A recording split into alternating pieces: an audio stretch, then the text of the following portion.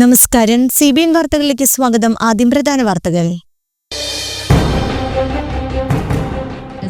പരിശീലനം പൂർത്തിയാക്കിയ 141 sub ഇൻസ്പെക്ടർമാർ police സേനയിൽ.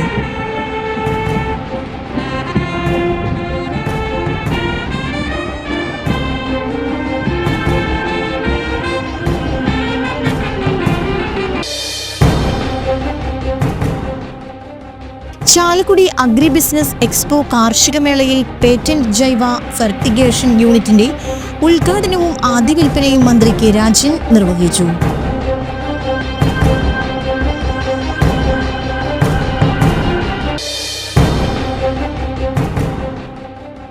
നീതിക്കും പൊതുസമൂഹത്തിന്റെ നന്മയ്ക്കും വേണ്ടി നിലകൊള്ളുന്ന ജനപ്രതിനിധികളാകാൻ രൂപതയിലെ വിശ്വാസി സമൂഹത്തിൽ നിന്നും കൂടുതൽ പേർ അടുത്തുവരുന്ന തദ്ദേശ തെരഞ്ഞെടുപ്പിൽ മത്സര രംഗത്തിറങ്ങണമെന്ന് മാർ പോളി കണ്ണുക്കാടൻ.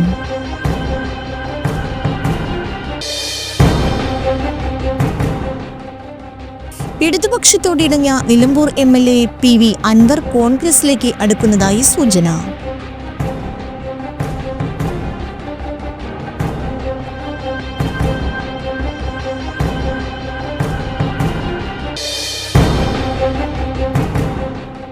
ക്ഷേത്രങ്ങളിലെ പാരമ്പര്യേതര ട്രസ്റ്റ് നിയമനങ്ങളിൽ ജാതി പരിഗണിക്കരുതെന്ന് സുപ്രീം കോടതി.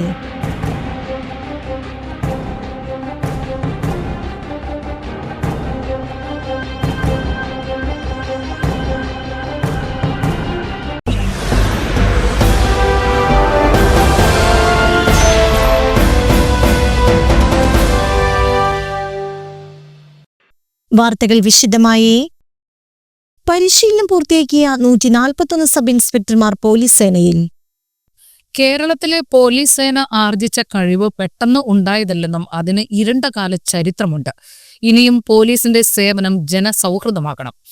പരിശീലനം പൂർത്തിയാക്കിയ 141 സബ് ഇൻസ്പെക്ടർമാരുടെ പാസിംഗ് ഔട്ട് പരേഡിന് കേരള പോലീസ് അക്കാദമിയിൽ അഭിവാദ്യം സ്വീകരിച്ച് സംസാരിക്കുകയായിരുന്നു മുഖ്യമന്ത്രി പിണറായി വിജയൻ.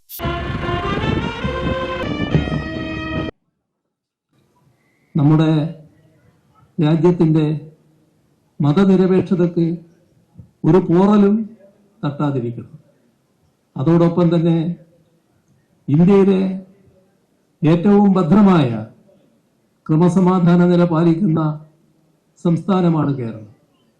അതിലും ഒരു ഘടകം പോലീസിൻ്റെ പ്രവർത്തനം തന്നെയാണ്.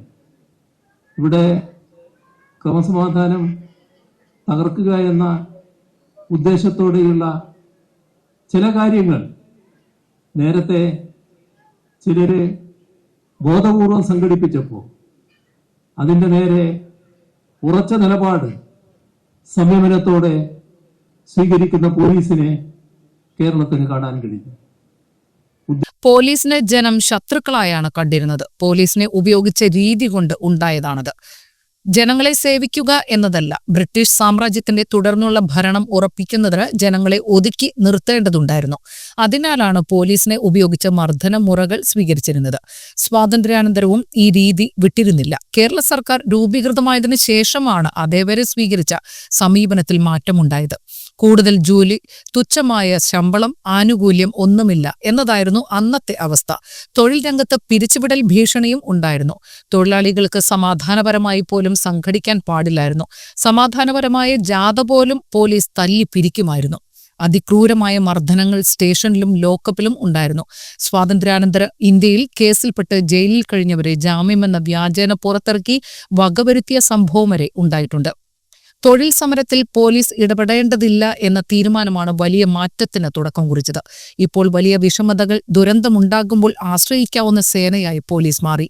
പടിപടിയായി വന്ന മാറ്റമാണിത്. പരിശീലനത്തിലൂടെ നേടിയെടുത്തതാണിത്. ഉന്നത വിദ്യാഭ്യാസമുള്ളവർ ധാരാളം സേനയുടെ ഭാഗമാകുന്നു. പഴയതിൽ നിന്ന് വ്യത്യസ്തമായ മുഖം പോലീസിനുണ്ട്. എന്നാൽ സേനയിലെ എല്ലാവരും അത്തരക്കാരാണെന്ന് കരുതേണ്ടതില്ല.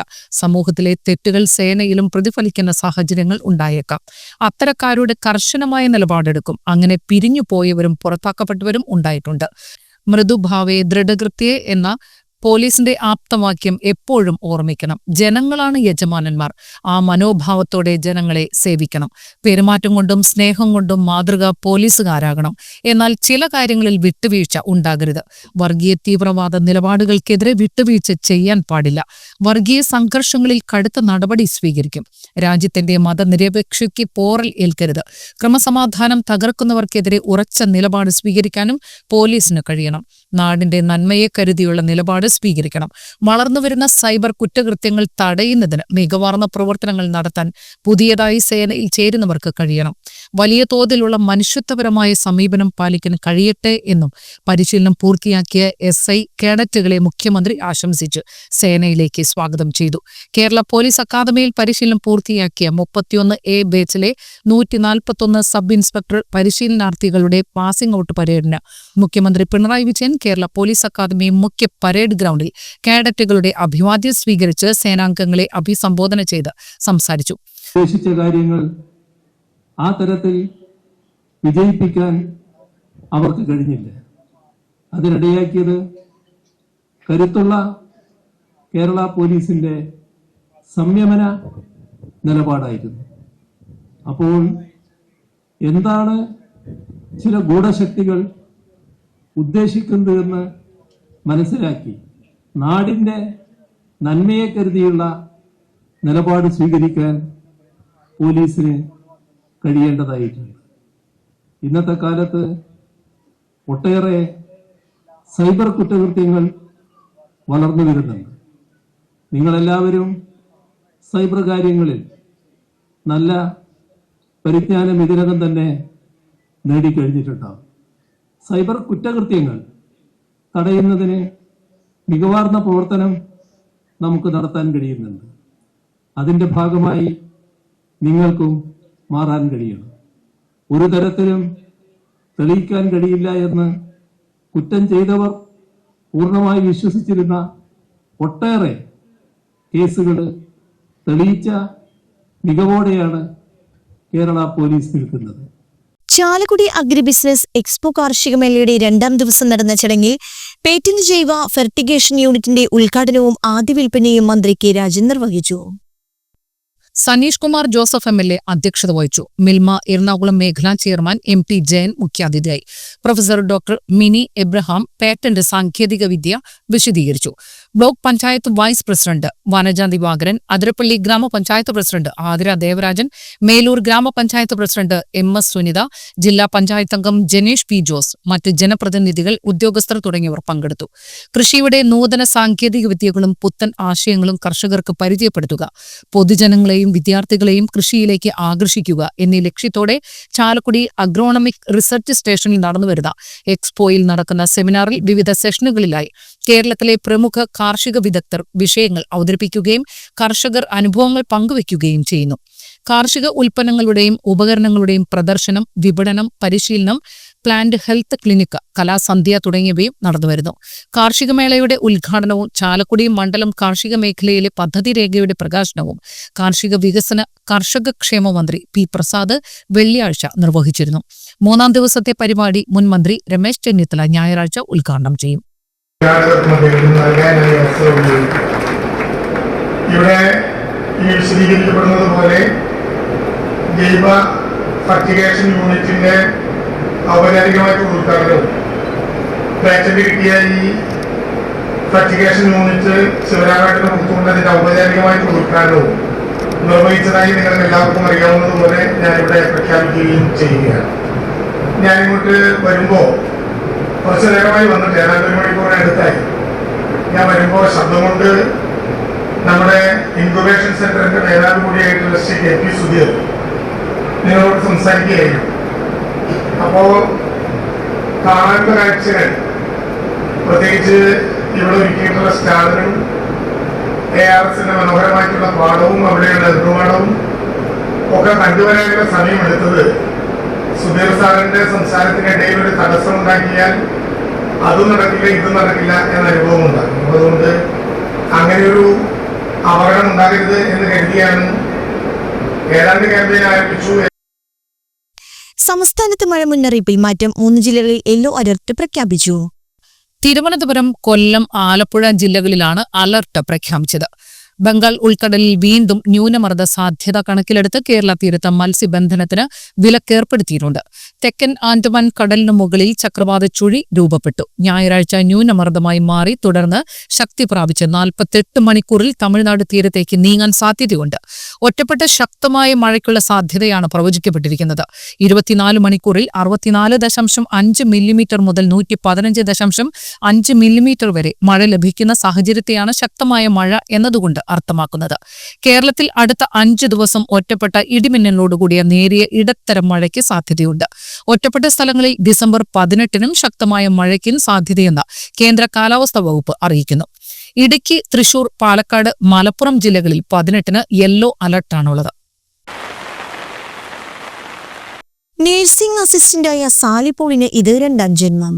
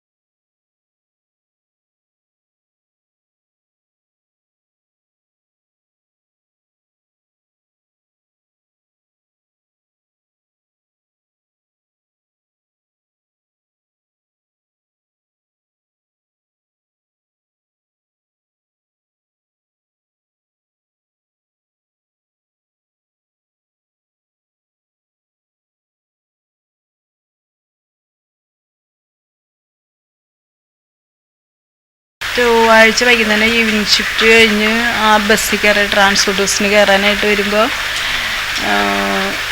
നടന്നിങ്ങനെ വന്ന സ്ട്രീറ്റ് ലൈറ്റിൻ്റെ താഴെ ഇങ്ങനെ നിൽക്കരുത് ഞാൻ. അപ്പോൾ ഒരു ഓറഞ്ചൊക്കെ പൊളിച്ചിങ്ങനെ കഴിച്ചുകൊണ്ട് ഇങ്ങനെ നിൽക്കുന്ന സമയത്ത് ഞാനിങ്ങനെ നോക്കുമ്പോൾ ഒരു ഇതിങ്ങനെ ഇങ്ങോട്ട് വന്ന് ഇങ്ങനെ ഇങ്ങോട്ട് നിന്നു ഇങ്ങനെ ഇങ്ങോട്ട് ഇങ്ങനെ ഇങ്ങോട്ട് തിരിഞ്ഞ് വന്നപ്പോൾ അമ്മ ഞാൻ ഭയങ്കരമായിട്ട് ഒച്ചയിട്ട് ഇങ്ങോട്ട് ഹോസ്പിറ്റലിൻ്റെ ആ വഴിക്ക് തന്നെ റോഡിലേക്ക് തന്നെ ഇങ്ങനെ ഓടി കാല് കുഴഞ്ഞതോ എങ്ങനെയാണെന്ന് അറിയില്ല, ഇങ്ങനെ അങ്ങോട്ട് റോഡിൽ പറ്റേ അങ്ങോട്ട് വീണ് കൊണ്ട് ഞാൻ വിളിച്ചിട്ട് ആരും കേൾക്കാനുണ്ടായില്ല. തൊട്ട് മുകളിൽ ക്വാർട്ടേഴ്സ് ഉണ്ട്, പക്ഷെ അവിടെ അവരെന്ന് വെച്ചാൽ ആ സമയത്ത് TV വെച്ചേക്കുന്നു. പിന്നെ സൗണ്ട് കേട്ടിട്ടുണ്ടാവില്ലായിരിക്കും, എൻ്റെ സൗണ്ട് പുറത്തേക്ക് വന്നോ എന്തോന്ന് എനിക്ക് തന്നെ അറിയില്ല. പക്ഷെ എന്തായാലും ഞാൻ കിടന്ന് ആ വീണ് ഞാനിങ്ങനെ എഴുന്നേറ്റ് ഇങ്ങനെ പുറകോട്ട് തിരിഞ്ഞ് ഇങ്ങനെ നോക്കിയപ്പോൾ ആനയെ കണ്ടില്ല. ഞാൻ എന്നിട്ട് ഹോസ്പിറ്റലിലേക്ക് ടോർച്ചടിച്ച് അപ്പോഴത്തേനും ഞങ്ങളുടെ ഡ്രൈവർ ഉണ്ടായിരുന്നു സനലിൽ ഓടി വന്ന് എന്തേലും ചോദിച്ചുകൊണ്ട് ഞാൻ പറഞ്ഞു ആന നിൽക്കണമെന്ന് പറഞ്ഞു. എന്നിട്ട് അവൻ ഇങ്ങനെ ടോർച്ചടിച്ച് ബസ്സിലേക്ക് ഇങ്ങനെ ടോർച്ചടിച്ച് ബസ് അവിടെ നിർത്തി. എന്നിട്ട് പിന്നെ ഞാൻ ചെന്ന് ബസ്സിൽ കയറി. അപ്പോൾ ബസ്സിൽ കയറിയപ്പോഴത്തേനും കണ്ടക്ടർ ചോദിച്ചത് ഈ മുഖത്തൊക്കെ നിറച്ച് ഓരയല്ലോ എന്ന് പറഞ്ഞു. അപ്പോൾ ഞാൻ ഇങ്ങനെ ആനയെ കണ്ട് ആന ഇറങ്ങി ഇങ്ങനെ ഇങ്ങോട്ട് വന്നു, ഞാൻ അങ്ങോട്ട് ഓടി അത് വീണതാന്ന് തോന്നുന്നു. അങ്ങനെ എന്നിട്ട് ഇന്ത്യ ആന ഒന്നും കണ്ടില്ല, അതങ്ങനെ അങ്ങോട്ട് ഉണ്ടോ എന്ന് അറിയില്ല എന്ന് പറഞ്ഞു. എന്നിട്ട് എൻ്റെ ടോർച്ച് വാങ്ങി ആ കണ്ടക്ടർ ഇങ്ങനെ ടോർച്ച് അടിച്ച് നോക്കിയപ്പോൾ സാധനം അവിടെ തന്നെ ഇങ്ങനെ നിൽക്കണം. ഞാൻ പിന്നെ ബസ്സിനകത്ത് ഇങ്ങോട്ട് പോരുകയും ചെയ്തു. ഇവിടെ വന്ന് ഇറങ്ങിയിട്ട് പിന്നെ എനിക്ക് ഒട്ടും നടക്കാൻ വയ്യായിരുന്നു, കാലുമുട്ടിടിച്ച് അങ്ങനെ വീണ് ഒട്ടും നടക്കാൻ വയ്യായിരുന്നു. ഞാൻ പിന്നെ അവിടെ നിന്ന് ഒരു ഓട്ടോറിക്ഷ വിളിച്ച് ഇങ്ങോട്ട് വന്നത്. ഇവിടെ ചുണ്ട് പൊട്ടി, പിന്നെ ഈ പല്ലറിഞ്ഞ് ഇളകിയിട്ടുണ്ട്, പിന്നെ കൈ ഇങ്ങനെ വീണ് കൈ നീരാവാൻ നല്ല വേദനയൊക്കെയാണ്. പിന്നെ മുട്ടുകാലം എനിക്കൊട്ടും വയ്യ, മുട്ടുകാലം നല്ല നീരാ. പിറ്റേ ദിവസം ഹോസ്പിറ്റലിൽ പോയിട്ടുണ്ടായിരുന്നു. അവിടെ ചെന്നപ്പോൾ നീര് വെച്ചിരിക്കുന്ന കാരണം എക്സ്റേയിലൊന്നും കാണാൻ പറ്റില്ല, 5 ദിവസം കഴിഞ്ഞിട്ട് ചെല്ലാൻ പറഞ്ഞേക്കുക. പിന്നെ ഇങ്ങനെ നെഞ്ചടിച്ച് ഇങ്ങനെ ഇങ്ങനെ റോഡിലേക്ക് വീണ്. ഇപ്പം എനിക്ക് അതിനേലൊക്കെ ഏറ്റവും പ്രശ്നം ഈ നെഞ്ചടിച്ച് വീണതിൻ്റെ ബുദ്ധിമുട്ടുകളാണ് കൂടുതലും. ഇരിക്കാനോ പറ്റില്ല, കിടക്കാനോ തിരിയാനോ ഒക്കെ ഭയങ്കര ബുദ്ധിമുട്ടാണ്. സംസാരിക്കുന്നതൊക്കെ ഇങ്ങനെ ശ്വാസം എടുക്കാനൊക്കെ ഭയങ്കര ബുദ്ധിമുട്ടാണ്. നീതിക്കും പൊതുസമൂഹത്തിന്റെ നന്മയ്ക്കും വേണ്ടി നിലകൊള്ളുന്ന ജനപ്രതിനിധികളാകാൻ രൂപതയിലെ വിശ്വാസി സമൂഹത്തിൽ നിന്നും കൂടുതൽ പേർ അടുത്തുവരുന്ന തദ്ദേശ തിരഞ്ഞെടുപ്പിൽ മത്സര രംഗത്തിറങ്ങണമെന്ന് മാർ പോളി കണ്ണുകാടൻ. ഏത് രാഷ്ട്രീയ പാർട്ടിയിൽ പ്രവർത്തിക്കണമെന്നത് വ്യക്തികളുടെ തീരുമാനമാണ്. മൂല്യബോധവും കർമ്മശേഷിയുമുള്ള സത്യസന്ധരായ നേതാക്കളെയാണ് സമൂഹത്തിന് ആവശ്യം. ഈ ലക്ഷ്യത്തോടെ തെരഞ്ഞെടുപ്പിനുള്ള തയ്യാറെടുപ്പ് ഇപ്പോൾ തന്നെ ആരംഭിക്കണമെന്ന് അദ്ദേഹം വിശ്വാസികളെ ഓർമ്മിപ്പിച്ചു. ഇരിയാലക്കുട രൂപത പാസ്റ്ററൽ കൗൺസിൽ സമ്മേളനം ഉദ്ഘാടനം ചെയ്യുകയായിരുന്നു ബിഷപ്പ്. ഇന്ത്യയുടെ മതനിരപേക്ഷതയും ഭരണഘടനയും ചോദ്യം ചെയ്യപ്പെട്ടുകൊണ്ടിരിക്കുന്ന കാലമാണിത്. ന്യൂനപക്ഷ ഭൂരിപക്ഷ വർഗീയത മുമ്പെങ്ങുമില്ലാത്ത വിധം സർവ്വരംഗങ്ങളിലും പിടിമുറുക്കിക്കൊണ്ടിരിക്കുന്നു. ഈ പ്രവണതകൾക്കെതിരെ നിലകൊള്ളുന്ന മൂല്യബോധമുള്ള ജനപ്രതിനിധികൾ കുറഞ്ഞുവരുന്ന ഈ സാഹചര്യത്തിൽ രാഷ്ട്രീയത്തിലെ പാളിച്ചകളും അഴിമതികളും കണ്ട് മാറി നിൽക്കാതെ കൂടുതൽ ക്രൈസ്തവ നേതാക്കൾ പൊതുമണ്ഡലത്തിലേക്ക് ഇറങ്ങിവരണം. അവർ ജനാധിപത്യത്തിനും മതനിരപേക്ഷതയ്ക്കും വേണ്ടി നിലകൊള്ളണം.